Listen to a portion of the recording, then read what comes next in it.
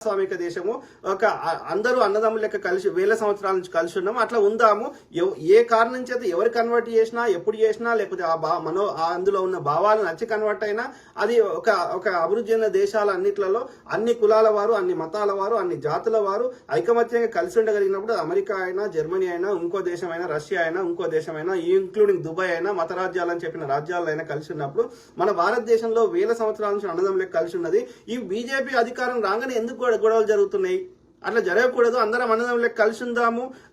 ఈ వివక్ష వద్దు, ఎవరికి నచ్చిన దేవుని వాళ్ళు మొక్కుంటే నాకు వచ్చిన సమస్య లేదు అని చెప్తే దాన్ని ఇంకా అప్రిషియేట్ చేయాలి. కానీ వాళ్ళు పొద్దుగాలేస్తే ఇట్లా ఒక మతం మీద పొద్దుగాలేస్తే విషయం ప్రధానమంత్రి స్థాయిలో ఉన్న వ్యక్తులు కూడా బహిరంగ సభలలో ఈ కాంగ్రెస్ అని లేకపోతే ముస్లింలకు ఓటేస్తే మీ ఆస్తులు గుంజుకుంటారని లేకపోతే ఇంకా ఇట్లా మత విద్వేషాలు రెచ్చగొట్టే విధంగా ఒక ప్రధానమంత్రి స్థాయిలో ఉన్న వ్యక్తి మాట్లాడుతూ మిగతా వాళ్ళని అట్లా వాళ్ళు చేస్తూ ఈ ప్రవీణ్